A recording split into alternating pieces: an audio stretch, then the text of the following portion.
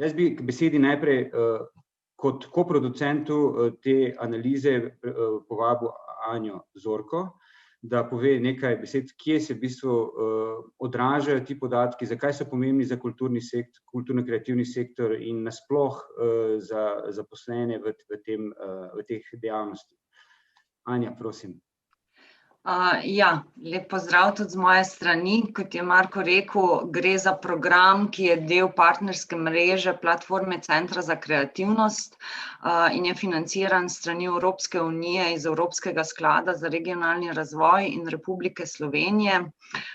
In cilj partnerske mreže, v sklopu katere se tudi odvija ta projekt in ta raziskava, je, da v bistvu združuje organizacije iz različnih področij kreativnega sektorja, da svojo vizijo in skupnimi programi soustvarjamo nacionalno podporno okolje za razvoj tega našega ustvarjalnega ekosistema.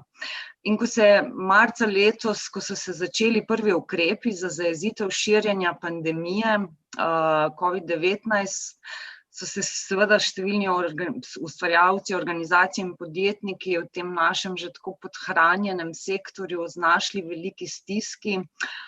Mi smo bili ravno pred lansiranjem našega programa, ko so nas pač udarile te nove okoliščine in obrnile naše delo, življenje na glavo.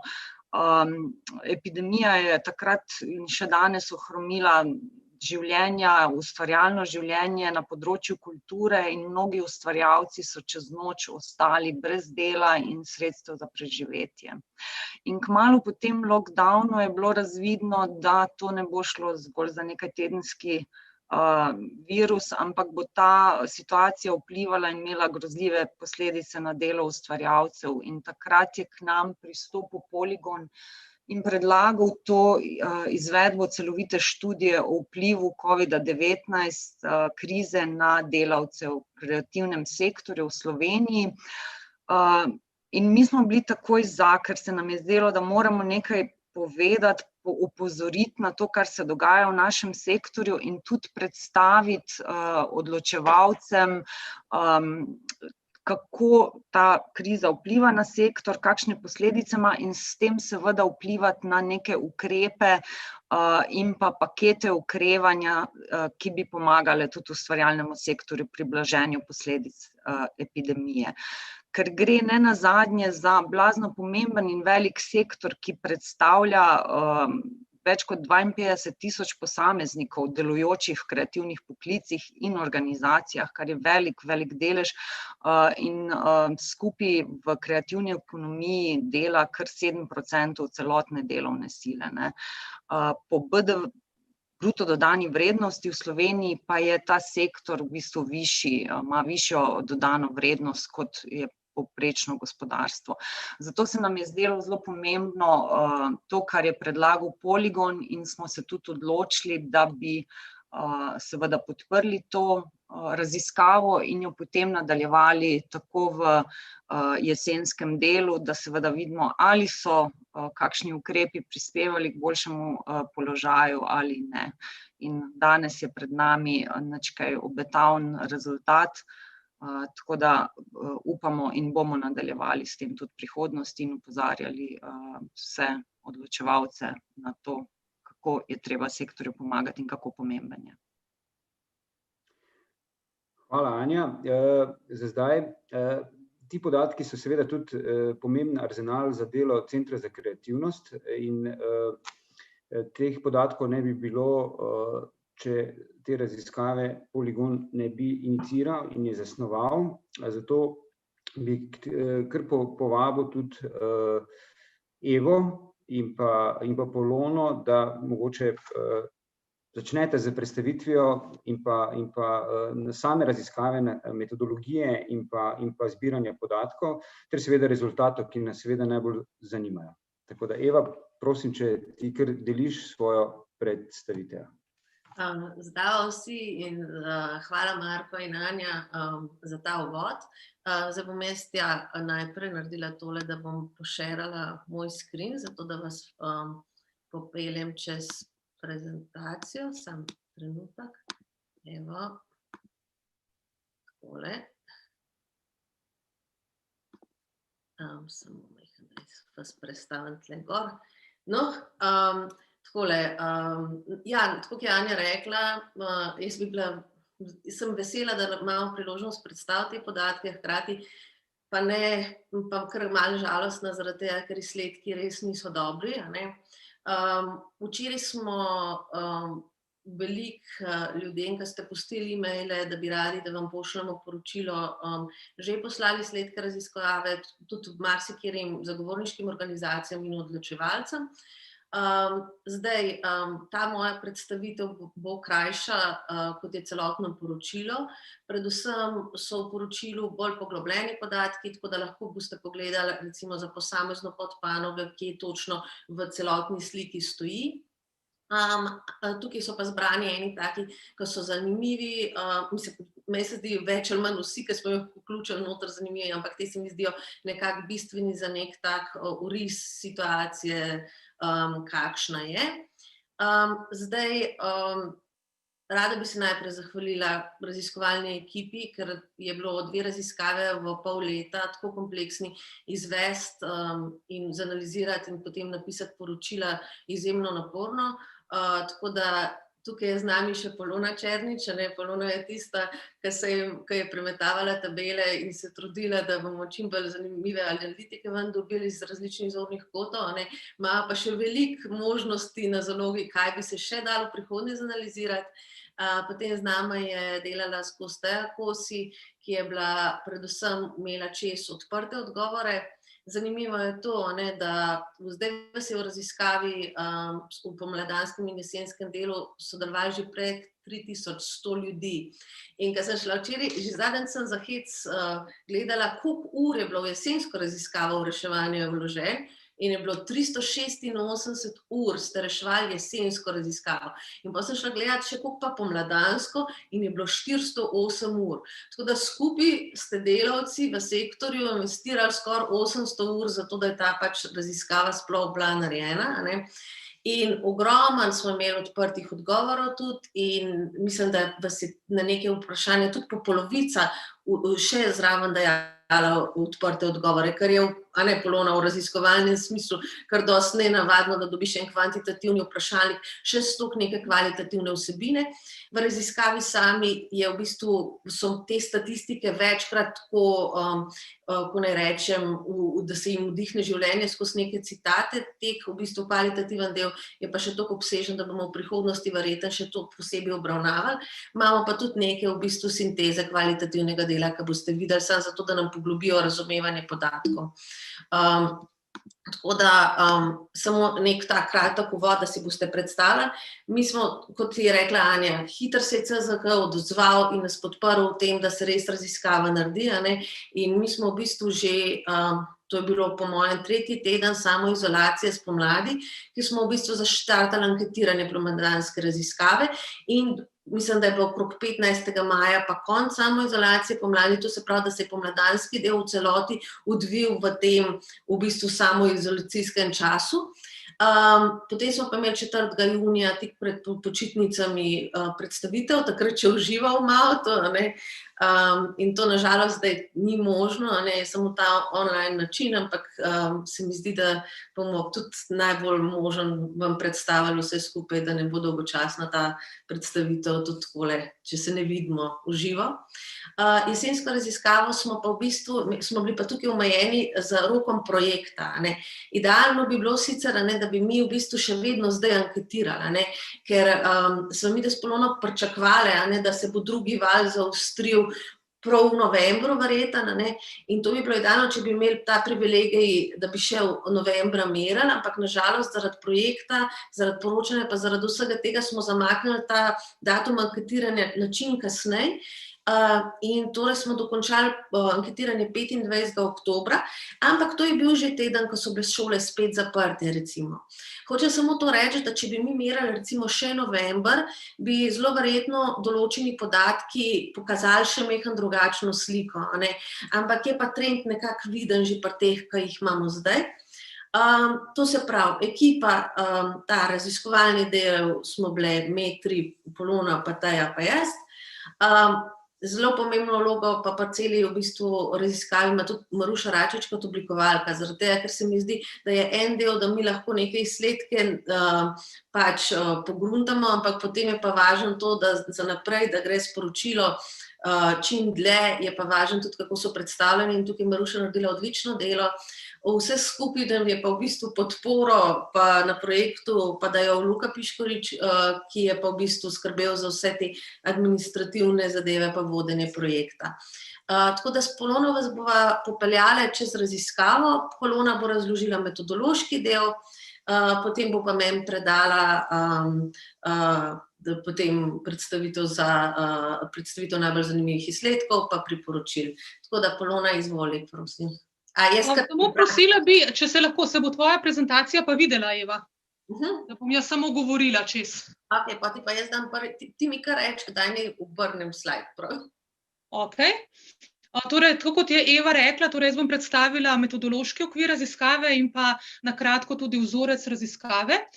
In sicer v jesenskem delu raziskave je sodelovalo 1578 anketirancev, spomladi jih je bilo 1521, torej smo imeli malenkost večji vzorec. 31,2% anketirancev je sodelovalo že v našem spomladanskem merjenju, medtem ko jih je 58,1% jih je jeseni sodelovalo prvič. Naj povem, da je anketni vprašalnik v tokratnem merjenju vseboval 55 vprašanj, v spomladanskem merjenju pa je bilo teh vprašanj 41.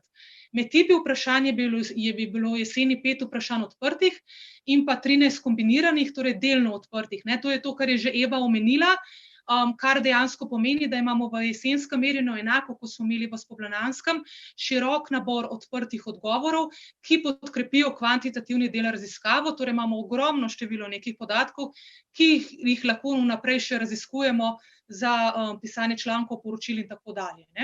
Vprašalnik je bil tako kot spomladi zastavljen interdisciplinarno, torej zanimali so nas tako sociološko-psihološki, kot pa seveda tudi ekonomski učinki pandemije na dejanski položaj delavcev v kulturno-kreativnem sektorju. 2/3 sodelujočih v jesenskem merjenju je bilo žensk, torej 63,8%, to je zelo podoben delež kot tudi v spomladanskem merjenju, povprečna starost anketirancev je 38,3 leta in pa v sektorju delujejo v povprečju 12,4 leta. Torej vsi ti podatki glede vzorca so praktično skoraj identični spomladanskemu merjenju. 54% anketirancev ima univerzitetno ali višjo stopnjo izobrazbe in pa večina jih prihaja iz osrednje slovenske regije, to je 72,2% in pa Ljubljane, torej 68,7%. Največ anketiranih delavcev deluje na glavnem področju uprizoritvenih umetnosti, grafičnega oblikovanja, glasbe ter filma in audiovizuali. Podobni rezultati so se izkazali tudi v pomladnem merjenju, najmanj pa jih deluje na glavnem polju krajinske arhitekture, storitvenega oblikovanja in intermedije. Tukaj je potrebno še izpostaviti, da samo 10% delavcev deluje samo na glavnem področju, od tistih, ki pa delajo na več kot enem področju, jih kar 42,8% deluje na dveh, in 57,2% na 3 ali več podpodročjih v sektorju.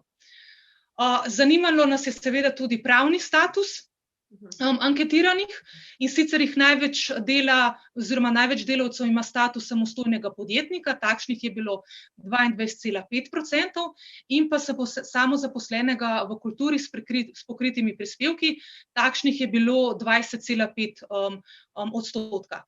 Najmanj jih je pa zaposlenih v podjetjih, jih ima espe ali delujejo v zasebnem zavodu, zadrugi ali društvu za nedoločen čas ali na vodstveni poziciji. Torej, lahko tukaj povzamemo, da gre večinoma za neka bolj prekarne oziroma negotove oblike zaposlitev. Kar je potrebno tukaj še poudariti, da tako v jesensko kot tudi v pomladnem merjenju podatkov nismo posebej obteževali. Torej najbolj smiselni vprašanji, za kateri bi bilo to dobro izvesti, bi bilo glavno podpodročje dela in pa pravni status.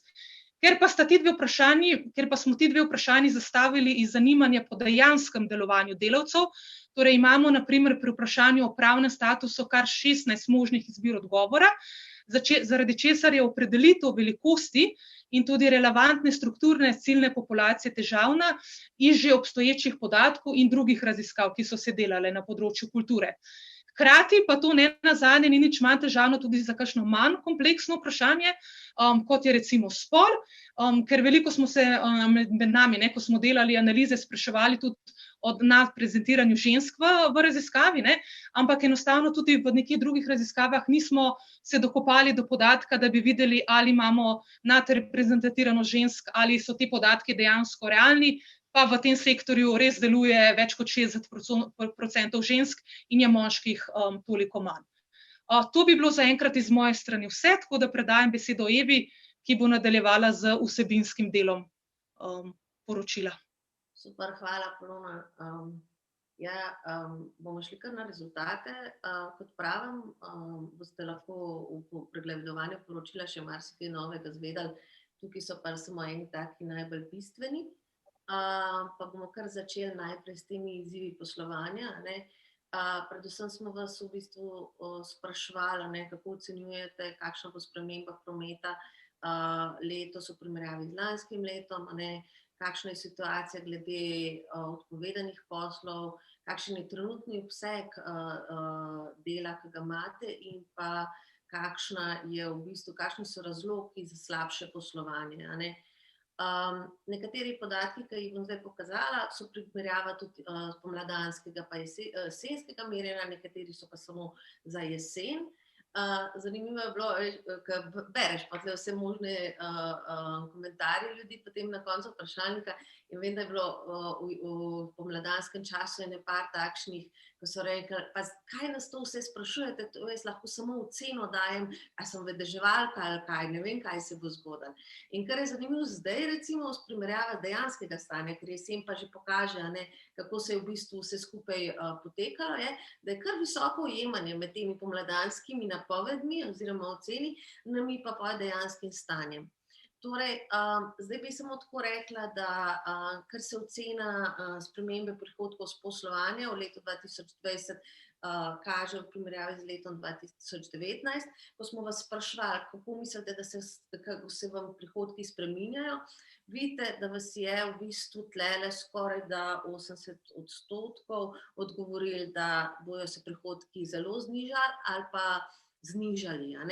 Ko smo vas pomlad spraševali, koliko mislite, da boste imeli manjši delež prometa letos, koliko se vam bo spremenil. Mi smo spraševali manjši, lahko bi bilo tudi večji, ampak se spomnim, da v bistvu je bilo že spomladi tako, da čisto vse podpanoge sektorja so rekle, da se bo v bistvu promet letos zmanjšal, in pomladanske ocene povprečne so bile, da ne bi se promet zmanjšal okrog 44%. Zdaj pa dejansko kaže stanje jesen, ker že imate bolj konkreten občutek, da se v bistvu ne bi zmanjšali tam okrog 40%, to se pravi 38,8 je nek tak najbolj točen podatek. To se pravi, to ste odgovarjali tisti, ki imajo pravne osebe, zaposleni recimo v javnem zavodu ali pa nekdo, ki je zaposlen v podjetju, samo ne na odločevalski poziciji ali pa v zavodu, teh vprašanj ni reševal v vprašalniku.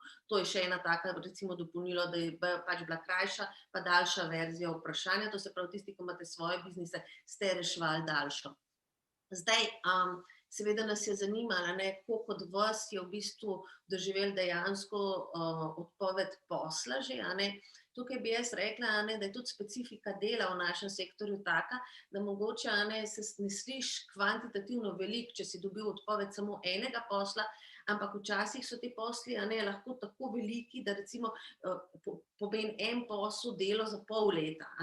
Kar pomeni to, da nas ni toliko zanimalo, koliko veliko se vas imel poslov odpovedali, samo ali ste dejansko dobili odpoved ali ne.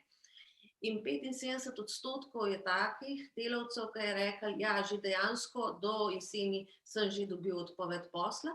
Ko smo vas pa spraševali potem še naprej, a pričakujete odpoved še do konca leta, to zapravo se je nanašalo, to zdaj odvisno, kdaj se vprašalnik reševal, ampak recimo oktober, november, december se je do konca leta ocenjeval, je bilo pa 40% takih, ki je rekel, ja, verjetno bom izgubil posel še do konca leta, In tukaj bi rekla, da je v bistvu najbolj očitne izgube, skozi se v bistvu v spredje v podatkih prihajajo najbolj prizadete podpanoge, ki so dejansko te, v katerih se tudi sliši največ. To se pravi ta delež turizma, ki je kulturno-kreativen turizem, potem film, glasba, uprizoritvene, pa tudi oblikovanje tekstili, modno oblikovanje. Jaz bi tukaj tudi rekla, da recimo to so sektori, ki so bili najbolj prizadeti zaradi epidemije, potem imaš pa ene že zelo ranljive sektore že odprej, kot so recimo vizualne umetnosti. Te ne doživijo tako ogromnega skoka v epidemiji, slabšanja razmer, kakor prej, ampak njihova situacija je že v osnovi ful slaba, ker pomeni to, da pač nimaš kaj dosti zmanjšati. Tako da recimo tam noter boste lahko za posamezen sektor pogledali v poročilu točno, kakšne so zmanjšanja, tudi recimo kakšne so finančne ocene, koliko to konkretno v številkah pomeni denarja. Zdaj, zanima nas je tudi ta delež trenutno plačanega dela, ki ga delavci imajo. Tukaj bi poudarila eno zanimivo stvar, ki se je v bistvu pojasnjevala skozi kvalitativen del. Podatki sploh niso tako slabi. To se je recimo merilo septembra pa oktobra, ko so ljudje velikokrat rekli, ja, zdaj imam jaz kar nekaj dela, Nekaj dela imam zaradi tega, ker se v bistvu vsa to spomladanske zadeve, ki so se ustavile, so se mogle odviti poleti pa v jeseni in jih je veliko rekli, ja, podelujem za nazaj, Še vedno, je pa slab podatek, da več kot polovica, to se pravi 57%, tudi v tem delu, ko še ni bilo spet ponovnega lockdowna, je rekel, ja, ali dela nimam dovolj, da bi se lahko z njim preživel, ali pa ga sploh nimam. In ko smo jih sprašvali naprej, ker nas je tudi zanimala ta perspektiva do konca leta, so podatki tudi izredno neospodbudni, da 40% jih je že v bistvu oktobra vedel, da do konca leta nima zagotovljenega dela. In pa imamo v bistvu 28% tistih, ki so pa rekli, ja, nekaj ga imam, ampak to ni še dovolj. Torej govorimo o izredno negotovi, taki ranljivi situaciji delavcev. In to je recimo ta del podatkov, če bi zdaj merali v lockdownu, sem jaz prepričana, da jih bi bilo teh, ki imajo trenutno nimajo dovolj dela, ali pa ga sploh nimajo, še več. To je en tak podatek, bi se nam zdaj spremenil. Zdaj, kot pravim, ta kvalitativen del je zanimiv, da ti v bistvu razširi kontekst, kaj se dogaja. Ko smo rekli, kaj se je zgodilo s poslovanjem v epidemiji, najbolj očitni odgovor je seveda, da imaš že takoj manjše povpraševanje, potem ta za sektor, kulturno-kreativni sektor, najbolj tudi zelo logičen, da se je prišlo do ustavitve izvedbe. Me je recimo ta tretji v bistvu zanimiv, ko govorijo o tem, sej ti pač nek del že narediš, ampak če ti nimaš otvoritve, na katero boš prišel, pa se v bistvu potem menil z ljudmi in naprej sklepal posla, zgubljaš zaradi te nesocialnega konteksta v bistvu potencialne možnosti za dobiti posle za naprej. Potem je taka stvar, ki jo jaz res tudi nisem recimo pomislila naprej, ko govorijo, da je več dela za enak zaslužek. Zakaj? Ker so se v bistvu zaradi ukrepov projekti ustavljali in prestavljali, je v bistvu ta faza predpriprave za izvedbo projekta se večkrat ponavlja. To pa ni večkrat plačano, ampak je samo enkrat predviden budžet. Torej, zares delaš več za enak zaslužek. Potem se je pa začelo dogajati tudi zavlačevanje s plačili. Jaz se spomnim, ko sem že 10 let nazaj, takrat v krizi smo enkrat delali za trgovinsko zbornico neko raziskavo in velikokrat so take zadeve, kot se zavlačevanje s plačili dogaja, ne dejansko zato, ker je naročnik, bi že imel manjši cash flow, ampak je v bistvu ta psihologija od zadja, te stiske, ki potem kar ljudi v bistvu premakne v nek drug mod delovanja in zavlačujejo s plačili, recimo. In prihaja tudi do plačilne nediscipline. To so recimo neki taki ključni vzroki, ki so jih vzpostavljali. Zdaj, pogledali smo to, kako so se v bistvu začele spreminjati aktivnosti, ki jih pač večino sektorja v bistvu najpogosteje izvaja, pa kakšna je delovna učinkovitost delavcev. Tukaj so podatki zelo podobni, kot so bili med samoizolacijo pomladi in sicer logično je. Tisti tiste aktivnosti, ki so vezane ali na publiko, ali pa na velike ekipe, so v bistvu v celoti ali odpovedane, v veliki večini, ali odpovedane, predstavljene, ali pa so za nedoločen čas v mirovanju, tako, ker se tudi ne ve, kaj se bo, ali se bo aktivnost v mirovanju pomeni to, ali da se sploh ne bo izvedla, ali se bo predstavila, sam se še ne ve njenega statusa. To se pravi, gledajte v bistvu te modro v bistvu podatke, ki govorijo o tem, kar ne deluje. Potem pa vidimo, da tiste, kar so manjše ekipe, ali pa, kar bomo rekli, bolj laboratorijsko delo, mislim, bolj intimno, ki je pa v bistvu bolj vezano na tak kreativni del sektorja, so pa recimo raziskave ali pa pitch ideje ali pa razvoj prototipov, poleg sestankov in teh najbolj mini zadev, te so se pa v bistvu čisto uspešno lahko prilagodile. Tle konference in drugi manjši izobraževalni dogodki so se tudi načeloma, kar uspešno začeli migrirati na splet, ampak ne vemo pa, nismo pa merili dejanske kvalitete. V odgovorih je velikokrat tako, ja, pa zdaj je ful veliko teh online vseh možnih zadev, samo to ni isto, kot če si ti fizično v prostoru. Zdaj, trenutna delovna učinkovitost. Meni so v bistvu te podatki o delovni učinkovitosti zanimivi. To bi mogoče Polona enkrat lahko križali s tem, kdo ima otroke, pa kdo nima otrok. Ker jaz mislim, da je tle velik faktor od tega, da tisti, ki imajo poročajo o nižji delovni učinkovitosti, to je delež recimo polovice vseh respondentov, so verjetno tisti, ki so dobili na pleča veliko teh gospodinjskih odgovornosti tudi, Poleg tega so pa lahko nekateri, ki imajo v bistvu recimo te psihične stiske zelo velike in jih to pač onemogoča dobro delo. Potem pa vidimo, da imamo pa en segment delavcev, ki jim je pa v bistvu zdaj veliko boljš delati, kot jim je prej. Zato se mi zdi, da je to eden takih redkih teh pogledov, tudi nekih pozitivnih učinkov pandemije za nekatere. Zanimiv je bil tudi ta podatek, da danes od doma, to se pravi ne danes, ko smo spet v samoizolaciji, ampak v tistem času, ko se je vseeno delalo, je 12% več delavcev kot pred marcem že dejansko dela od doma.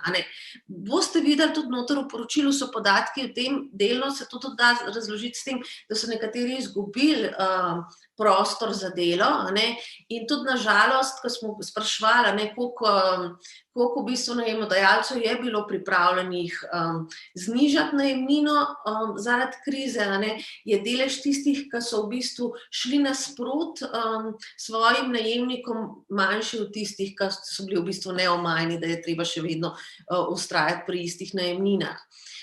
Zdaj, če pogledamo te ključne razloge nižje delovne učinkovitosti, predvsem je oteženo načrtovanje in to je neka taka glavna frustracija, ker sploh ne veš, kdaj boš neke določene aktivnosti lahko izvedel. Potem je zadeva, ki se je ves čas izpostavljala, je ta težja izvedba zaradi strogih pravil NIJZ-ja in tudi teh spreminjajočih se pravil. Potem je pač ta nemogoča selitev vsaj dela aktivnosti na splet, in je seveda ta četrti razlog, da gre za naporno usklajevanje dela in gospodinjskih opravil. To je nekaj, kar če bi spet mi zdaj merali, je spet zelo v porastu. Bi rekla, da bi bili tukaj rezultati še slabši kot pomladi, zaradi tega, ker smo pomladi nekako videli luč na koncu tunela, zdaj je pa v bistvu se to kar iz tedna v tedna vleče in nič ni boljše, otroci ne grejo v šolo in tako naprej. Potem je ta, recimo, peti dejavnik nižje delovne učinkovitosti, slabša organizacijska klima. Nekateri poročajo, da dejansko zaradi tega, ker nisi več v dnevnem fizičnem stiku s sodelavci, se v bistvu rahljajo odnosi in da je zaradi tega tudi težje delati. In pa po drugi strani ta zadnji del, ki pa mogoče delno pojasni, zakaj jih je bilo tisti podatki v trenutnem obsegu dela, v bistvu nek delež poročal tudi v več dela, kot ga lahko podela, je zaradi tega, ker točno to, kar sem prej rekla. Tebi so se vlekali v bistvu nepodelane zadeve od pomladi v poletni čas in potem si v bistvu v jeseni mogel to vse skupaj nekako podelati. Pa tudi nekateri rečejo, ja, zdaj je noro, zdaj je v bistvu nek val dela, ki v bistvu lahko ga pojasnim samo s tem, da je v bistvu bistvu strah, ko bo spet naslednji lockdown, da moramo zdaj čim več narediti. Ne. To se pravi, tudi to je za delavce slabo, ne, ker nima v bistvu neke konstante dela, ne, in tudi to lahko večjo izčrpanost vod, ne, ker imaš te v bistvu konstante pritiske, nič ali pa ogromen, in to je v bistvu res težko. Zdaj smo pa gledali smo tudi, kaj pa je dobro v bistvu teh spremenjenih delovnih pogojih, in izpostavljajo v bistvu delavci to, da te tudi take situacije v to prisilijo, da si bolj iznajdljiv, da najdeš nove rešitve, kako delati. Potem drugi, zdaj pa ne vem, zakaj mi pa tole kar samo od sebe vrgli, ko smo nazaj. Potem drugi poročajo o tem manjšem balastu, in pa tudi zdaj pa, a veste, da jaz tlele vidim, da mi neki baterija ne dela, se mi dela, da mi ne bo crknil računalnik, pardon, tehnične motnje. Manj balasta, da zdaj se samo ta glavne stvari dogajajo in pa da gre za bolj umirjen tempo dela, za tiste, ki verjetno nimajo otrok, je lahko delo od doma učinkovitejše, in nekateri pravijo tudi to, da so sestanki na spletu ful bolj učinkoviti, da ne rabiš vseh nepotrebnih kav in ne vem kaj. Kar mene veseli, ker smo v bistvu identificirali tudi nek vzpon solidarnosti med delavci, večje zavedano, da nekdo pač nima dela, da poskrbiš za sodelavca, da mu pomagaš in tako naprej. To zapravi, da so neke pozitivne stvari v vsej tej ne preveč ugodni zgodbi. Zdaj, sam ta tretji del je še ocena vlade pa videnje prihodnosti. Tukaj čisto kratko bi samo to izpostavila, da mi smo tukaj naredili primerjavo med jesenskimi rezultati in pomladanskimi rezultati. V obeh primerih je v bistvu večina, zelo velik delež tistih, ki ste v bistvu vladne ukrepe za pomoč sektorju ocenjevali z oceno nezadostno ali pa zadostno 2, tako smo dali take šolske ocene. Je pa razlika med jesenjo in pomladjo vseeno prid jesenskim rezultatom, v smislu, da sta bili tukaj bolj mili z ocenami. Neka zelo pomembna stvar je, ki se je treba zavedati, da takrat smo mi pomladi merali, takrat še niti prvega protikoronskega paketa ni bilo sprejetega, kar pomeni to, da dejansko so takrat večino sektorja mislilo, da od vlade sploh nobene oblike pomoči ne bo prišlo. Zdaj pa jaz mislim, da to vztrajanje nezadovoljstva pač kaže na to dnevno v bistvu bombardiranje z novimi zgodbami, kako se v bistvu sploh iz Ministrstva za kulturo prihajajo neki napadi na delavce, In spet to, zanimivo bi bilo recimo prav ta trenutek spet meriti, kakšno je to zadovoljstvo glede na to, da se pač ukrepi sam podaljšujejo in podaljšujejo. Zdaj, ključni razlogi so spet to, v bistvu izpostavljajo delavci predvsem to, da gre za namerno spregledani sektor, da gre za v bistvu nepodporno Ministrstvo za kulturo na večjih ravneh, in ta v bistvu otežkočenost, skoraj da onemogočenost izvedbe produkcij, in da v bistvu ne verjamejo iskrenost vladnih namer. To so v bistvu najbolj ključni razlogi, ki so jih izpostavljali delavci. Ker nismo hoteli ostati samo na tem nivoju kritike, smo vprašali tudi to, kaj pa bi pomagalo, da bi se stanje izboljšalo, in seveda je to nekaj, kar vzpostavljajo, je bilo v odprtih odgovorih zelo izražen, da bi bilo treba vzpostaviti dialog med sektorjem in vlado, kakor dejansko konstruktivnega dialoga ni, in med Ministrstvom za kulturo. Potem druga stvar, ki skozi prihaja na površje, je to. Turistični sektor je dobil bone, dajmo razmišljati tudi o tem, da kulturne bone dobi kulturni sektor. Tretja točka je ogromne kritike, tudi na to terminološko rabo UTD-ja, ljudje opozarjajo. Zdaj v teh vladnih ukrepih ne gre za dejanski UTD. UTD mora biti univerzalen, in dejansko bi bilo treba razmisliti, na kakšen način bi se to zagotovilo, zaradi tega, ker kriza vse na nek način prizadene. Recimo, mi smo zdaj recimo v tem merjenju merali, koliko jih je bilo upravičenih do pomoči države, zdaj. v naslednjem merjenju, ki ga planiramo za pomlad, bomo pa tudi gledali to, koliko teh, ki so bili upravičeni do pomoči, je mogli pomoč vračati. Ne? To se mi zdi, da bo tudi zanimiv podatek za pomlad. Zdaj pa četrti predlog je bil pa še to rešitve davčne olajšave. Eni predlagajo namreč, da bi se mogli za čas v bistvu epidemije kar oprostiti plačevanja prispevkov vseh, drugi v bistvu pa govorijo o tem, da ne bi po vzoru Nemčije bilo lahko začasno zmanjšanje davka na storitve pa izdelke kulturno-kreativnega sektorja. To so samo ene izmed najpomembnejših rešitev, ampak predlogov je kar nekaj. Ne? In bomo tudi v prihodnosti, po mojem, bolj intenzivno šli v raziskovanje tega, ker se mi zdi, da poleg kritike res nujno rabimo imeti vsaj neke pametne ideje, kaj narediti. Zdaj še ta slika, kakšen delež ljudi je bilo upravičenih do državne pomoči in je bila ta pomoč tudi zadostna. Ne? In vidite, da jih je bilo 20% tistih, ki bi rabili državno pomoč, ampak do nje niso bili upravičeni, 23% jih je pa v bistvu pomoč prejela, ampak še vedno ni bilo zadostna. Ker govorimo skoraj v slabi polovici, ki je v bistvu ostala nezadostno podprta.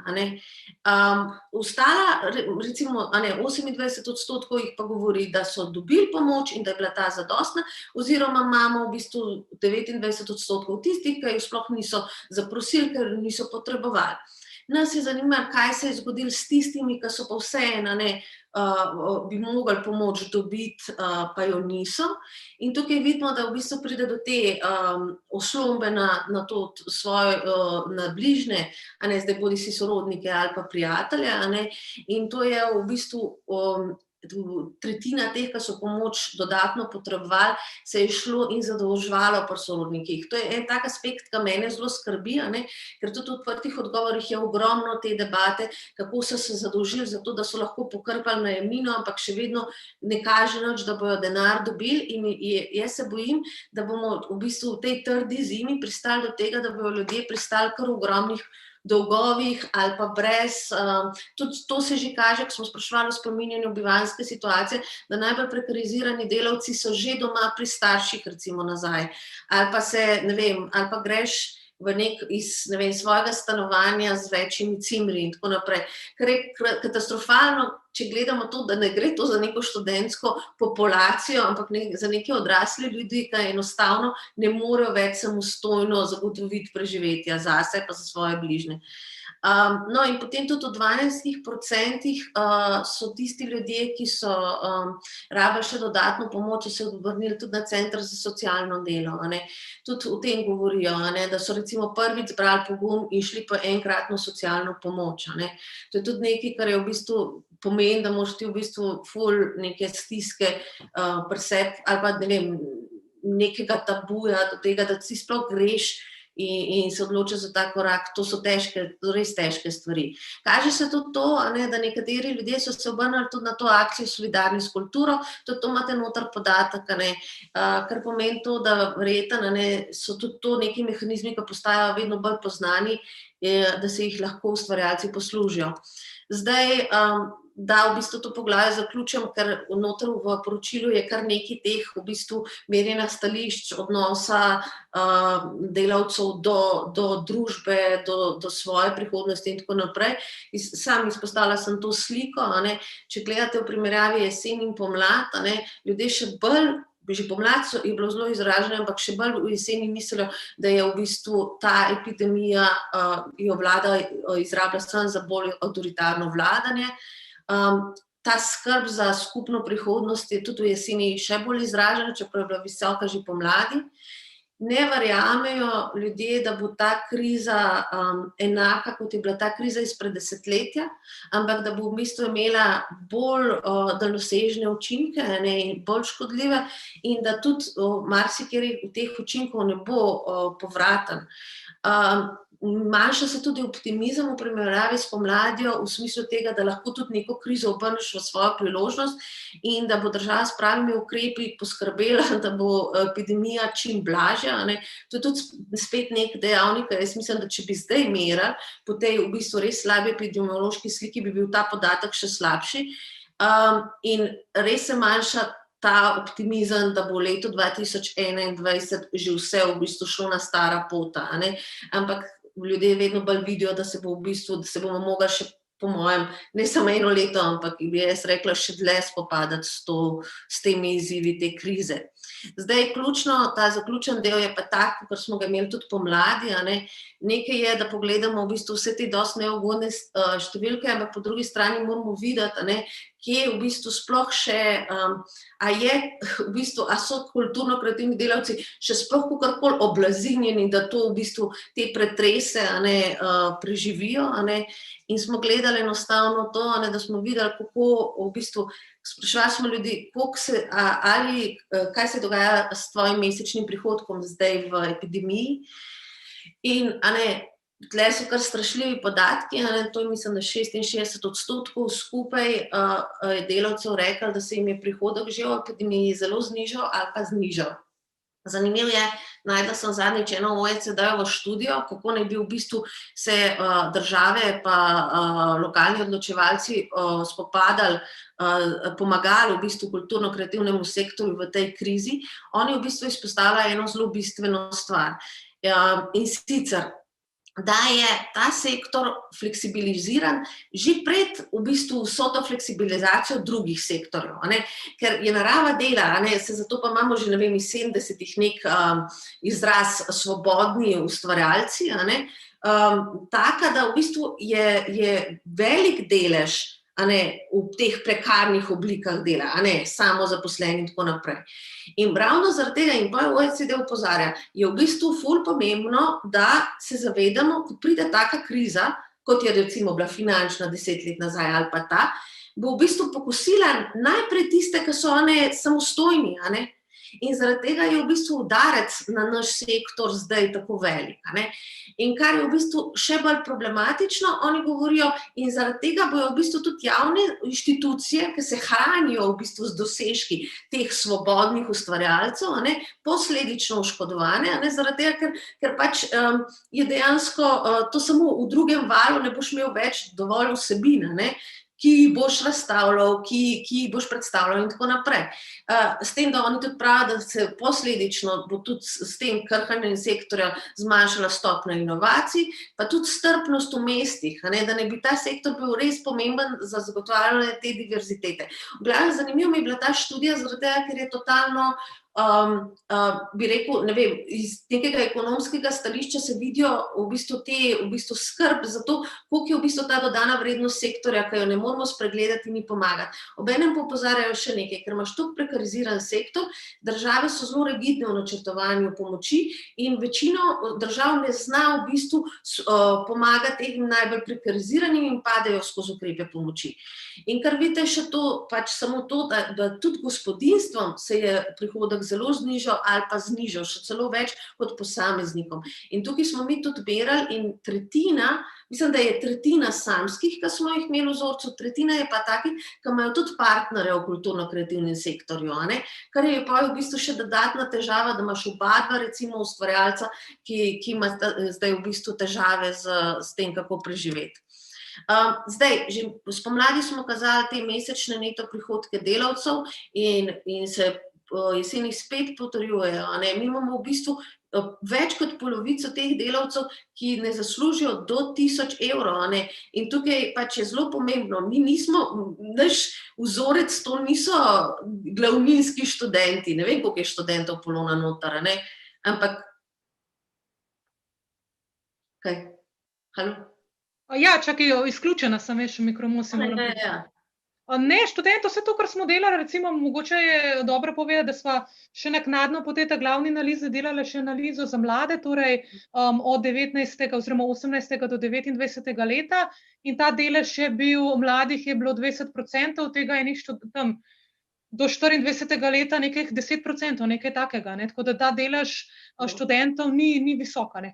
Ja, res ni visoka, ne. In to je strašljivo, ne, da imaš ti v bistvu ljudi, ki bi mogli biti že v resnih tako službah, ne, ki imaš ti v bistvu več kot polovico tistih, ki ti do 1000 evrov zaslužijo, oziroma odstotek tistih, ki imajo plače na 1500, je 17%, ne. In to se pravi, kako lahko nekdo s takimi dohodki, sploh zaradi tega, ker imamo glavnino vzorca, mislim, da je okrog skoraj 70% je tisti, ki so pozicionirani v Ljubljani, ne, kako lahko s tem sploh preživi in še nekaj prihrani zraven za take težke situacije. In to je v bistvu nekaj tudi, kar se meni zdi kar prestresljivo v celi raziskavi da ne seveda najbolj prekarizirani delavci, ki so v bistvu itak predstavljajo največji delež v raziskavi, so tudi tisti, ki so v bistvu zdaj v bistvu prvi doživeli večje znižanje dohodkov, ne. To je točno to, kar OECD govori, ne. In potem, če to pogledamo tudi po branžah, ne, je pač te najbolj prizadete podpanoge se skozi kažejo. Glasba, film, fotografija, modno oblikovanje, kulturni, kreativen, uprizoritvene, ne. Recimo, to so podpanoge, ki so se jim dohodki najbolj zmanjšali, ne. Zdaj, nek prekarc v glasbi, jaz sploh ne vem, kako še zbere recimo denar, da si lahko plača najemnino, a ne. Če tako v bistvu tle nekako povzamem tak rezultat. Zdaj pa še zadnja stvar, ne, ta zadeva je junija kar dvignila veliko prahu, ko smo predstavljali na koncu sicer vire prihodkov.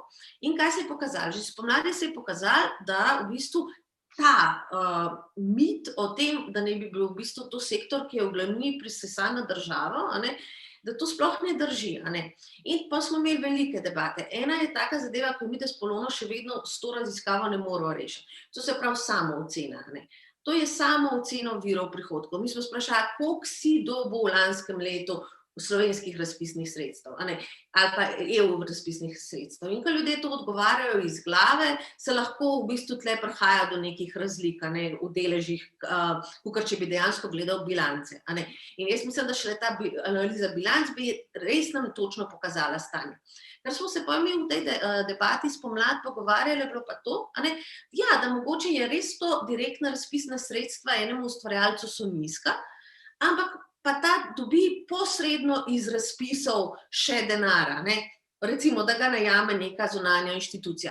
Tukaj sem jaz sicer zadržana pri direktni interpretaciji, še vedno recimo nek fotograf, ki sodeluje na nekem dogodku, ki ga fotka, on v bistvu, tudi če je ta financiran iz javnih sredstev, bo še vedno mogel on na nek način dati ponudbo poleg 2 drugih fotografov in ti bo dal nišo, ki bo jo vzela. To se pravi, še vedno gre tukaj za nek moment tekmovanja na trgu, kdo bo dobil posel. Ampak še vedno, ko smo mi dali ta delež zraven, se je to nekako povečalo, ampak tudi če uporabljamo ta posredni financiranje, ne govorimo več kot o tretjini, vseh sredstev. Kar pa je zanimivo, in to smo pač hoteli to globino preverjati zdaj v jeseni, je pa to, kaj dejansko pomeni, da je ta tržni vir od prodaje tako visok. A ti prodajaš na trgu svoja umetniška dela, ali to pomeni dejansko to, da ti poleg tega, da si slikar, na vsake toliko časa prodaš kakšno sliko sicer, ali pa dobiš neke razstavnine, ali pa ne vem kaj, ampak zelo verjetno moraš nekaj drugega delati, recimo kelnart.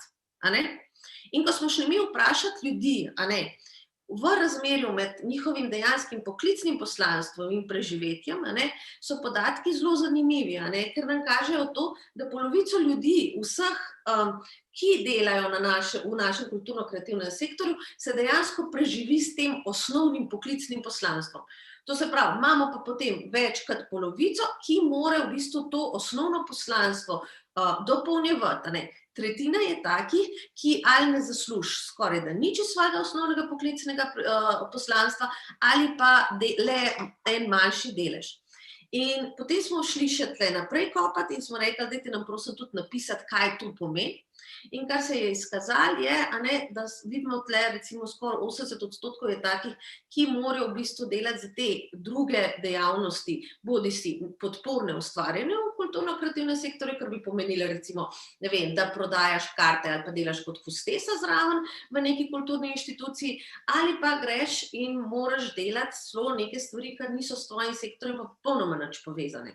In smo mi to še vprašali, kaj pa delaš za to, da si pač stakneš konce na koncu meseca, da lahko plačaš račune, so pa tle v bistvu gostinska dela, varstvo pa nega, čiščenje, vzdrževanje, prodaja, poučevanje, administracija, fizična dela, prevozi in dostava.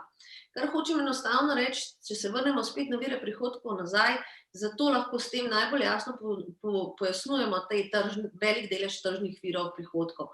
To se pravi, že v normalnih situacijah se morajo pač ustvarjalci znajti, da pokrpajo v bistvu mesečni proračun z nekimi dejavnostmi, ki nimajo veze z njihovim ustvarjanjem. In to je tudi ena taka stvar, kar je slaba. Zdaj pa končala ne bi, sicer bi rajš končala s kaj boljšim, ampak vseeno kot psihologinja se mi zdi, da je zelo pomembno, da opozarjamo na to. S tem podaljševanjem v bistvu vse te negotovosti, ki traja več kot pol leta, se prihaja do večjih stisk. In v bistvu velike teh tesnob, strahov, v katerih ljudje poročajo, o tej delovni izčrpanosti in tem občutku nesmisla, zakaj sploh še vztrajamo v tej branži, pač to je nekaj, kar so neke stvari, osamljenost, kar je verjetno to bolj odvisno ne od sektorja, ampak od tega, da pač veliko ljudi že ne ve več, kako ne drugače začne dan in s temi lockdowni se samo podaljšuje. Zdaj pa tako, ja, res imamo velik del delavcev toliko prizadetih, da obrača vsak evro, da se srečuje s težavo s plačevanjem najemnin in stroškov, da se zadolžuje. In meni je zelo žal, ampak se mi zdi, da so te podatki res neugodni in da jih vedno bolj, ali so že v revščino, pod pragom revščine, ali pa so tik nad pragom. Tako da zdaj čisto na kratko, to pa samo še 2 minute, ključne ugotovitve, ki bi jih izpostavila, je to, da jesenski izsledki potrjujejo te spomladanske napovedi o visoke ogroženosti sektorja, In zdaj imamo najbolj prizadete sektorje, ki sem že nekajkrat danes ponovila, kulturni in kreativni turizem, film, glasba, uprizoritvene fotografija, moda pa oblikovanje tekstili in pa najbolj prekarizirani delavci so tisti, ki so najbolj prizadeti. In kar sem rekla že prej, to se pravi, imamo v bistvu veliko težavo, kako v bistvu preprečiti, da nam ne bo še več ljudi zdrsnilo v revščino in velik izziv, kako tem ljudem pomagati, da bojo lahko prebrodali te stiske. In zdaj bi jaz sem tako rekla, saj priporočil, jaz ne bi tle nekaj pametvala, ampak jaz bi samo rekla to, kar si Anja ti rekla v začetku, 7% delavcev je predstavljal vse delovno aktivne populacije v Sloveniji, delavci v kulturno-kreativnem sektorju. To so resne številke. In jaz mislim, da prepustiti to naključje, kako se bojo znajdali, je najbolj neekonomično, kar lahko država dela. Ko boš ti enkrat človeka, ki je brezposeln, ga boš rehabilitiral na delo z neprimerno večjimi stroški, kot če boš zdaj dal ustrezno pomoč. In ta ustrezna pomoč pa ni nekaj izjemnega za kulturno-kreativni sektor, mogla bi biti samo isto, enaka pomoči te, ki jo prejemajo neki drugi, ali pa z isto resnostjo, kot obravnavam turizem in gostinstvo, bi mogli v bistvu se tudi pogovarjati, kako rešimo ta sektor. Tako da, ja, upam, da nisem napredolga, Marko, to je od mene. Ne, jaz mislim, da pač si dala cel krog teh odgovorov, ki so pač ključni za vpogled v trenutno stanje. Preden se nadaljujem z enim vprašanjem, ki se mi je takoj porodilo, bi rad tudi še vse ostale, ki ste udeleženi tega srečanja, pozval, da kar v chat napišete kakšno vprašanje. Zagotovo vseh ne bomo mogli danes odgovoriti, zaradi tega, ker so preobsežna, kakorkoli, vendar pa mislim, da bodo z veseljem Eva in pa Polona in ostali sodelavci odgovorili na vprašanja, ki jih boste postavili. Bomo potem tudi dali vse kontakte v chat, da se lahko na njih obrnete. Zdaj, tako se mi je pač porodilo vprašanje, zdaj dosti stvari ste že vmes na to odgovorili, vendar če grem najprej na raziskavo, govorila si v bistvu o gostinstvu, turizmu, ali imaš mogoče kakšno informacijo, ali kakšno je tvoje mnenje in pa mnenje Polone, Ali je možno za takšno raziskavo vpogleda v stanje zaposlenih v kulturnem kreativnem sektorju po analogiji narediti tudi za druge sektorje gospodarstva? Ponovno boš ti odgovorila, ker si doma fonoturist. Absolutno. Tudi sama sem začela s svojim prvim redno delovno zaposlitvijo na področju turizma. In sicer sem delala na Slovenski turistični organizaciji na oddelku za raziskave in razvoj. Tako da letos na eni strani, ko delamo to za kulturo, ker mi je turistična dejavnost tudi blizu, gledam zelo tudi prizadeto tudi na turistično področje. Tako da meni je žal, da se ne dela na teh področjih. Tudi take raziskave, mogoče se dela kaj v ozadju, jaz konkretnih teh informacij nimam. Se bi pa zagotovo bilo to potrebno, skoraj da nujno. In absolutno se bi dalo aplicirati, ampak je potrebno bi bilo vprašalnik seveda prilagoditi in ga pač posredovati javnosti na področju turističnega sektorja, recimo, če se osredotočim. In hkrati tudi pač na gostinski sektor, kar je hkrati seveda z turizmom. Hvala. Zdaj, govorili ste v bistvu o najbolj prizadetih, o teh, govorili ste tudi o pozitivnih vidikih te, bom rekel, nesrečne epidemije. Zdaj na kratko, ali obstaja neka tipologija najbolj ogroženega delavca v kulturno-kreativnem sektorju, ki bi potreboval takojšnjo pomoč, recimo, ali pa če imate tudi celo kakšne predloge, ki ste jih mogoče iz teh vprašanj lahko tudi razbrali. Meni se zdi zanimivo to, kar smo mi s Polono v bistvu takoj, ko so končali analizo za to raziskavo in medtem, ki je Maruša oblikovala, sva mi dobila povabilo, da bi za en zbornik od Fakultete za družbene vede naredili v bistvu samo ta presek podatkov za mlade, a ne delavce v kulturno-kreativnem sektorju in kako se v bistvu soočajo z epidemijo. Kar pomeni to, da smo mi v bistvu šle skozi perspektivo samo gledati te podatke. To se pravi, kot je Polona prej rekla, približno 500 teh delavcev, ki smo jih imeli noter. In zdaj, lahko rečeva, da je ta sektor še bolj strašljivo, ta segment še bolj strašljivo ranljiv, kakor pa so ostali, ampak ne bi jaz tako na hitro rekla, zaradi tega, ker po drugi strani pa nisva pogledali, recimo po tej starostne kategorije, tisti, ki so najstarejši delavci pa tako naprej. Ampak zagotovo bi jaz rekla, da mladi delavci, meni je bilo šokanten podatek to, da v tistih, ki so jih imeli v vzorcu, tako kot je Polona rekla, ki so bili večinoma že v bistvu v starostni skupini med 25 do 29 let, praktično govorimo, da skoraj da ne dobijo možnost, da se izvlečejo iz te prekarnosti. In da imajo v bistvu skoraj da vsi neke prekarne statuse, ki so popolnoma negotovi in ki so v bistvu imeli vsi tako visoko znižanje zdaj prihodkov, pa že prej so imeli zelo nizke. Tako da ne vem, te mlad prekariziran segment je definitivno tak. Polona, kaj bi ti še rekla? Absolutno. Torej, na eni strani te, ki delajo v bolj negotovih oblikah zaposlitve, ki so mladi, ampak tudi sicer, torej tisti, ki delajo v bolj negotovih oblikah zaposlitve, delajo na kakšnih podjemnih pogodbah, še dodatno, tudi recimo za, popoldanske espeje, vse to, kar ni recimo za nedoločen čas, tudi če so za določen čas zaposleni, pa jim se bo recimo, marca iztekla pogodba na prihodnje leto, vprašanje, kaj bo z njimi. Tako da mogoče, kar bi jaz tukaj še enkrat poudarila, kar je že Eva tudi izpostavlja, da mi smo res končali z merjenjem tem jesenskim, torej 25. oktobra, takrat, ko se je to zaprtje, ki še vedno traja, dejansko komaj začelo. In zdaj kaže, da bo trajalo to še v prihodnje leto in dejansko nas skrbi in nas hkrati tudi zanima, kakšni bodo ti rezultati potem pri naslednjem letno pomladanskem merjenju, torej v maju, ko se bo dejansko izkazala tista realna situacija, kar ljudje v tem trenutku dejansko živijo. Hkrati pa je potrebno izpostaviti, kar je Eva že govorila, so to seveda določena podpodročja sektorja, ki so seveda sedaj najbolj izpostavljena, ki ne morejo delovati, torej uprizoritvene dejavnosti, torej glasba, film in tako dalje. Torej ta področja, ki so praktično v večini meri odrezana danes, tako da v to smer. Recimo, jaz bi samo še eno stvar še dodala. Recimo, jaz se spomnim takrat, ker smo mi glih odprli poligon, takrat so bili največji učinki te recesije pač izpred desetletja, te krize vidni, tam se je pač videlo tako, da recimo arhitekti so popolnoma izgubili jobe, v bistvu sploh ni bilo možnosti za arhitekte, sploh, ne vem, leta 2013 dobiti, sploh za mlade arhitekte, kakršnokoli delovno priložnost. In recimo, če bomo pa zdaj pogledali te naše podatke, zdaj takojšnje, še vedno kaže kot arhitektura, kot enega najmanj prizadetih podpanog.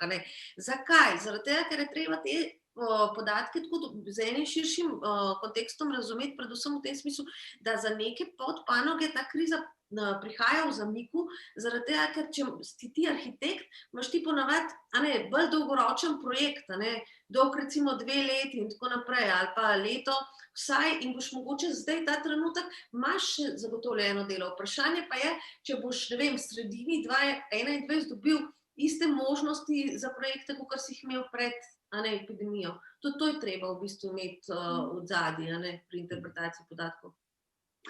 Potem pa še eno za vaju. Zdaj so razlike med odgovori. Vi ste spraševali ustvarjalce tako v javnih inštitucijah, kot tudi v bistvu ustvarjalci, ki so zasebniki oziroma delujejo za lasten račun. So tudi tukaj kakšne razlike pri odgovorih, če slučajno? Tukaj je treba mogoče povedati na začetku, da tisti, ki sodelujejo v javnih zadevah, da so imeli pač krajšo verzijo vprašalnika. Torej, mi smo imeli krajšo, daljšo verzijo vprašalnika, torej, da oni niso odgovarjali na nekatera ekonomska vprašanja o prizadetosti, seveda iz ekonomskega področja, ker dejansko ne morejo. So se pa seveda pojavile razlike, recimo tudi o prihrankih, ki jih imajo, potem koliko imajo mesečnega prihodka, dejansko se na tem ekonomski ravni se dejansko vidijo razlike. Absolutno. Torej, tisti, ki delajo v zasebnem sektorju, torej so samozaposleni s pokritimi prispevki, ostale pač prekarne oblike zaposlitve, so dejansko bolj prizadeti kot tisti, ki delajo v javnem sektorju. Zanimivo je recimo tudi ta kvalitativen vidik, kar sem ga zaznala v pregledovanju teh odprtih odgovorov, da ne gre za to, da mogoče se res kaže, da se ta razlika med varnejšimi javnimi zaposlitvami pa v bistvu zelo ranljivo skupino prekarcev povečuje. Ne bi pa jaz rekla, da gre tukaj za odsotnost simpatije iz strani delavcev v javnem sektorju. Kar nekaj jih je napisali tako, meni tudi, recimo, imam varno službo, vem, da jo ne bom izgubil pa vse to, ampak jaz čutim ta pritisk in mi je težko za tiste, ki pa vidim, da ne vejo, kako bojo v bistvu preživeli. Točno ta solidarnost, o kateri govorim, da je tudi identificirana noter, jaz ne bi rekla, da smo na 2 bregovih. In to se mi zdi tudi ena taka zelo dobra osnova, glih za to, da v bistvu tisti, ki so v javnih službah, iščejo rešitve, kako pomagati. Recimo ta praksa, ki ste jo imeli, Marko, v Mariboru, je zelo dobra občinska praksa, in sicer sejnine, ki so ostale v budžetu občine od pomladi, so bile neporabljene, zaradi tega, ker se sej niso udeleževali, je v bistvu dala Lista kolesarjev in pešcev pobudo, če bi se lahko ta denar pretvoril v štipendije najbolj prizadetim samozaposlenim v kulturo, in so na podlagi tega, mislim, da nekih 45 štipendij lahko izplačali v bruto vrednosti 1500 evrov. Je primer neke dobre prakse, ki jaz mislim, da imaš kot nek javni službenec, če imaš željo, lahko poiščeš neke take rešitve, da se pomaga. Se pravi, ker je sektor izjemno soodvisen in je v bistvu ta neodvisna in javna scena bolj povezana, kot se včasih tudi medijsko prikazuje. To je v bistvu tudi neko izhodišče, ki si ga zdaj sama že dala, še vprašanje za Anjo. Glede na to, da pač Center za kreativnost kljub vsemu gleda na celoten kreativni sektor in specifike v posameznem podsektorju so si različne. Zdaj, ti podatki zagotovo nam koristijo tudi za vpogled. Potrebno bo pa verjetno še tudi privabiti kakšne inštitucije, tudi kakšne druge, ki imajo vzvode, da bi mogoče se temu, kako misliš, da bi lahko Center za kreativnost tudi naprej te podatke izkoriščal ali pa mogoče praktično apliciral ali na nacionalnem ali pa na lokalnem nivoju, kot smo že čuli za primer. Ja, jaz bi se najprej pridružila tem ugotovitvam, ki ste jih predstavile Polona in Eva, da se nekatere pravzaprav skladajo že z našimi raziskavami, ki smo jih delali tam nekje leta 2018, predvsem ta v zelo nizkem deležu prihodkov ustvarjalcev v kulturi, da je bil ta pod 1000 evri ali celo pod minimalno plačo. Potem druga stvar, ki bi opozorila, je res na to soodvisnost sektorja in na to povezanost samozaposlenih, katerih delež oziroma tudi SP-jev, katerih delež v kreativnem sektorju je blazno visok oziroma višji kot od povprečja ostalega gospodarstva v Sloveniji. In pa na to, da je velik del vezan tudi na sodelovanje z javnimi ali pa kulturnimi organizacijami. Tako da je tukaj potem en tak krog, če se ustavi neko financiranje, se ustavi potem tudi seveda sodelovanje z samozaposlenimi ali pa ustvarjalci, SP in tako naprej. Zdaj v Centru za kreativnost smo že, ko smo pripravljali program centra, naleteli takoj na probleme merjenja in nekih podatkov, ki smo jih mogli predstavljati našim odločevalcem, da bi razumeli specifiko našega sektorja. In mi smo takrat leta 2006 ravno zaradi tega dali kot en temeljnih stebrov naših aktivnosti raziskave in analize. In junija, ko smo že s Poligonom delali to raziskavo, smo tudi predstavili izsledke statistične analize stanja kreativnega sektorja pri nas, ki je sicer še zaobjemala te zelo optimistične podatke o tem, kako pomemben sektor to je, koliko prihodkov predstavlja, bruto dodane vrednosti, zaposlitev in kaj pomeni, in absolutno bomo s tem nadaljevali, ker nas tudi odločevalci, različna ministrstva kontaktirajo in prosijo za te podatke, za statistike, kaj se dogaja. In izsledke teh raziskav ali pa raziskave posredujemo tudi na omenjene institucije, seveda z predlogi rešitev, ukrepov in vključevanja tega sektorja potem v nadaljnje razvojne politike Republike Slovenije.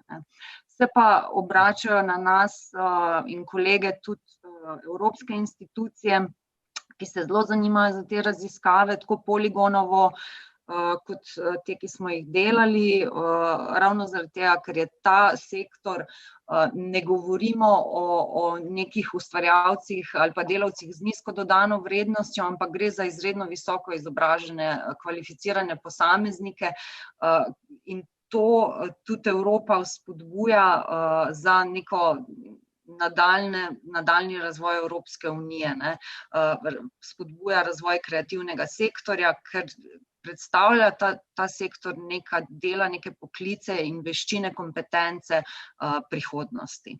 Tako da tukaj bomo tako s Poligonom kot z Inštitutom za ekonomska raziskovanja nadaljevali v tej smeri in tudi s partnersko mrežo pripravljamo predloge politik v naslednjem letu za razvoj kreativnega sektorja, v katerem bomo pa seveda tudi probali sproti odgovarjati na drugačne načine, na podobne problematike, kot se pojavljajo zdaj ob koroni, za to anketo in s temi priporočili in delom. Ja, to pomeni še neki dodatni izzivi tudi Centra za kreativnost in ostale deležnike za ta pereč. Jaz še enkrat povabim tudi vse, da če so še kakšna vprašanja, jih prosim zastavite na chat, če bi kdo rad v živo, lahko tudi spregovori in si odpre mikrofon. Zdaj, kar se tiče mest, bi pa vseeno še poslal Evi, raziskava spomladi, pa potem tudi čez poletje se je kazala tudi v pomembna zaradi tudi in pritegnila pozornost različnih publikacij in pa založnikov, ki so na nek način tudi publicirali to raziskavo oziroma poročilo. Še lahko o tem kratko beseda. Mi, da so obede spolno drugače raziskovalke iz prakse, In kot raziskovalci v praksi se redko kdaj v bistvu tudi potem imamo čas za pisanje nekih akademskih člankov. In tukaj na tem mestu bi se jaz zahvalila predvsem Ireni Ugrajenšek, profesorici Ireni Ugrajenšek, ki je statističarka iz Ekonomske fakultete, ki nam v bistvu tudi v celem procesu priprave raziskave dela skozi v bistvu neko supervizijo, to metodološko, za kar sem jaz res hvaležna. In tudi Irena je predlagala, da to je v bistvu študija, ki v bistvu so zdaj razne te v bistvu publikacije željne objav, kaj se v sektorjih s COVID-om dogaja. Tako da v bistvu zdaj imamo v recenziji 2 članka, pa eden je bil že objavljen, zdaj bomo v bistvu, smo se tudi rekli, da najprej bomo imeli praznike zdaj po tej noriji, potem bomo pa v bistvu nadaljevali v leto 2021 tudi s temi članki, prav zaradi tega, ker bojo te pač različni preseki tudi nekih populacij ali pa nekih zornih kotov, ki mogoče v tej raziskavi nismo naredili. In tudi tukaj bi jaz še rada rekla, tukaj rekla Anja, da se zanimajo tudi v bistvu razne mednarodna javnost za naše izsledke in tukaj smo se v bistvu tudi dogovorili že s Centrom za kreativnost, da ko se bo v bistvu 3. merjenje pomladi naredili, bomo naredili neko kompozitno študijo v jesenskem času, ki bo tudi nekaj bolj podrobno recimo obdelala te najbolj rabljive segmente in ta bo pa v celoti prevedena v angleščino. Zato, ker se mi zdi pomembno, da se tudi v bistvu primerjamo z drugimi državami, smo pa kar pionirsko zastavili celo zadevo in tudi ni veliko držav, ki bi imeli zdaj v bistvu kaj se dogaja s sektorjem tako dobro, mislim, tako obsežno zmerjen, kot smo mi naredili. Tako da smo tudi v evropskem smislu zdaj v bistvu zanimivi tudi zaradi tega, ker smo prvi, smo se tako hitro odzvali in začeli meriti. Tako da meni je projekt v celoti mi je izjemno zanimiv, tako iz raziskovalnega vidika, bi pa rekla, da nažalost ne delamo z najbolj spodbudnimi številkami. Bi pa sam rekla tukaj, ko vidim v chat, je napisala Tanja Cvitko, živo Tanja, komentar, da je MOM dal 33 štipendij. Meni so takrat rekla še z liste kolesarjev in pešcev, da ne bi najdel še nek budžet, da ne bi v to 33 šli na 45, ampak ostanemo pri cifri 33, ki so dejansko izplačali in upam, da bojo še 12 jih dali. Vse po moje vredno, da to tudi preberemo še vsem. Gre za 33 štipendij v MOM, tako je napisala Tanja, samo za tiste statusom od Ministrstva za kulturo in stalnim bivališčem v mestni občini Maribor, brez upoštevanja drugačnih statusov in ustvarjalcev, ki ustvarjajo v MOM, vendar brez stalnega bivališča. Za pokritje teh prizadetih ustvarjalcev je podana pobuda o ustanovitvi sklada po vzoru Solidarni s kulturo. Ja, jaz bi pa tukaj kar odgovorila Tanji, se mi zdi super, da si to napisala, ker se mi zdi to tudi ena zelo pomembna omemba. Države v Evropi so ustanavljale ali pa imajo sklade za pomoč pomoč kulturnim delavcem, neke fundacije in tako naprej. Tega v Sloveniji ni. In takoj ob lockdownu marca se je aktivirala skupina, to je v bistvu privatna iniciativa in vzpostavlja akcijo Solidarni s kulturo, ki dejansko odgovarja in rešuje probleme najbolj socialno ogroženih ustvarjalcev v kulturi. In to je nekaj, kar je bila pobuda državi, da ustanovi država tak sklad, da to ni neka stvar samoorganizacije ustvarjalcev v kulturi ali pa tistih, ki podpirajo kulturo, ampak da bi mogla biti stvar države in se popolnoma strinjam s tem. Poleg bonov in drugih je to ena od pomembnih točk, ki bi jih mogla država nasloviti. Hvala, Anja. Lahko še Tanja, ki si pač avtorica prejšnjega komentarja, še ti poveš. Ja, dejansko se je... Slišite? Slišimo. Me slišite? Slišimo. Ja. Dejansko se je v Mariboru zgodilo tisto, o čemer je Eva govorila, da so... Ne slišite. Slišimo. Da so najbolj ogroženi prekarni delavci v kreativnem sektorju, da so v Mariboru so že odpadli. Ker dejansko ta pobuda je vredna vseh pohval in to, da je Mestna občina Maribor se odločila izplačati teh 33 štipendij, vendar je bil postopek pridobivanja precej kompliciran, to je bil administrativni, kot neke vrste razpis, kjer je moral prijavitelj opisati program, kar dosti nekega teksta, ne? In to so te štipendije, ki so jih ljudje dobili, to so ljudje z statusom, to so ljudje vešči pisanja prijav in tako naprej. Jaz sem zelo srečna za njih, da so jih seveda sploh kdo dobil, ampak je pa, se pravim, ostala ena masa nekih delavcev, nekih glasbenih tehnikov, nekih podpornih poklicev, ki niti nimajo teh veščin, birokratsko-administrativnih, da so sploh zaprosili za to, niso pa niti vedeli, ne, se pravi, to je drugi razlog. In dosti je tudi takšnih delavcev, ki so se odpovedali statusom, ker so bili v takih stiskah, da sploh več niso mogli funkcionirati, pozapirali SP-je ali pa še funkcionirajo z SP-ji na področju kulturno-kreativnega sektorja, pa niso bili upravičeni sploh se prijaviti za to delovno štipendijo. In to stalno bivališče zoprno, ki je bil pogoj za pridobivanje te delovne štipendije, namreč ogromno, okrog Maribora je ogromno še nekih občin in kar pokriva široko področje, ki hodijo v Maribor delati in ustvarjati. Ne, in ti ljudje so izpadli, ena masa ljudi je izpadla in ni bila upravičena do tega. Tako da ogromno je še prostora, kjer bi se lahko ta del štajerskega območja pokril, tudi v luči tega, da je dejansko zelo malo iz štajerske regije sodelovalo udeležencev v tej vaši raziskavi, kar mi je sicer presenetljivo, ampak mogoče niti ne vejo. Ja.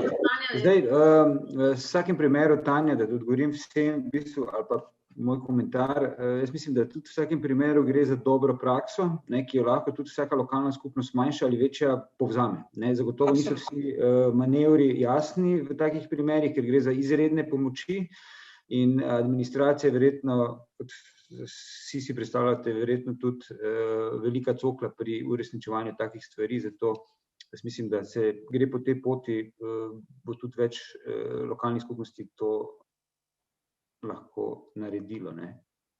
Še vedno je čas. Ja, skratka, samo želim apelirati, da rabimo še več mehanizmov za... In da ni dovolj ena taka raziskava, da v bistvu ključ te raziskave da pride potem tudi v ukrepe in pomaga. To je naš cilj.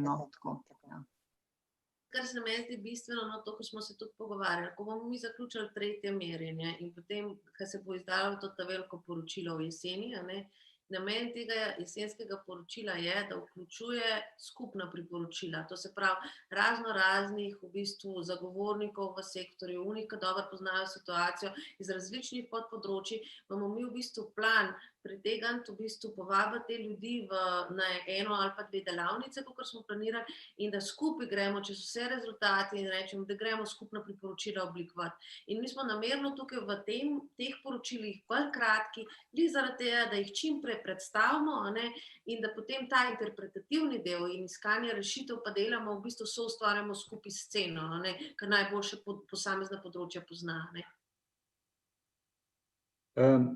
Jaz bi zdaj v tem trenutku izkoristil še, ko še imamo pač toliko časa za razpravo, da mogoče neke sklepne misli vseh udeleženih v razpravi, kako naprej. Se pravi, nekaj ste nakazali z vidika praktičnih rešitev, nekaj se nanaša na nadaljevanje raziskave, tako da jaz bi v bistvu mogoče kar Polona pri tebi začel, kakšni so načrti za raziskavo, mogoče metodologijo, mogoče zajemanjem podatkov za naprej. Torej v spomladanskem merjenju, pač prihodnje leto, se bo zagotovo posodobil anketni vprašalnik. Torej tukaj bomo seveda prilagodili, tako kot smo v jesenskem merjenju, pregledali ta trenutni vprašalnik, pa prilagodili, kaj tudi kakšno vprašanje seveda tudi dodali. in pa potem na enak način, kot sedaj pripravili vmesno poročilo in pa potem končno z poročili iz prakse, to, kar je Eva ravnokar povedala.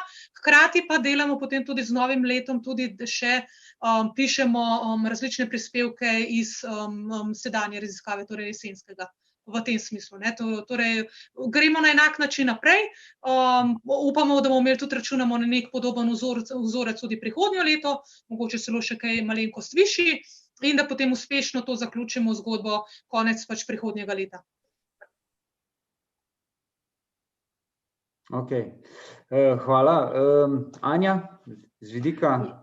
Ja, malo sem že povedala, ampak meni se zdi ključno tudi stališča dela Centra za kreativnost, da v bistvu raziskave, tudi to, kar mi delamo, ni samo sebi namen, ampak da se dejansko vsi ti uvidi, ki jih pridobivamo, predlogi prelijejo v neke konkretne ukrepe in politike in so v pomoč nam. To bo naše delo tudi s tem, kar dela Poligon in s tem, kar bomo mi delali naprej z raziskavami posameznih podpodročij in seveda s pripravo predlogov politik. Super. Hvala. Eva, še ti kakšno sklepno misel? Jaz sicer še vse vabim, da tisti, ki želijo še karkoli izpostaviti zdaj ali pa dati kakšen komentar, naj to najprej napišejo v chat in jih bomo tudi na nek način povabili k besedi, če želijo javno kaj seveda povedati. Tako da Eva, vmes pa še ti sklepno misel ali pa nek načrt? V bistvu vam bi te podatki prav prišli res toplo vabim, da jih uporabljate in navajate naprej. Jaz bi tudi rekla, da je mogoče ta naša raziskava res je, da se je začela v epidemiji, ampak se mi zdi, da ne bi bilo nič narobe, da bi mi letno merjenje imeli, kaj se dogaja z delavci v sektorju, tudi potem, ko bo v bistvu upam, da čim prej te najbolj problematičen del epidemije za nami. Ker se mi zdi, da ravno to in z vsemi raziskavami, zdaj, ko so išle in to, se končno lahko pogovarjamo normalno, končno dobimo v bistvu tudi en stol za mizo vseh teh gospodarskih panog, in da se vidi, da smo v bistvu mi tudi en delež zelo pomembno delovno aktivne populacije, ki lahko veliko prispeva in da hkrati je pa treba tudi razmišljati, kako jo ustrezno podpreti. Sem pa napisala, že včeraj sem šerala študijo samo eno stvar in to bi bilo mogoče moj zaključna misel. Res, situacija je slaba in če kdaj je zdaj čas za vzajemno pomoč, neko solidarnost med kolegi v sektorju. Hvala lepa. Jaz bi še samo dodal praktične informacije, ki sem jih tudi napisal v chat. V primeru dodatnih vprašanj ali pa obsežnejših vprašanj se obrnite na Evo, eva@poligon.si. Bodo pa raziskave na voljo tudi na spletnih straneh Centra za kreativnost in Poligona in pa se pravi, da smo na voljo za vse, ki boste potrebovali dodatne informacije. Tako da v tem primeru se zahvaljujem vsem, ki ste se udeležili tega Zoom sestanka in obenem tudi vsem, pozdravljam vse, ki so se udeležili tega srečanja po Facebooku iz Poligona in Centra za kreativnost, tako da do nadaljnjega vas bomo obveščali o novostih in pa naših načrtih. Spremljajte nas na Novičniku. Hvala.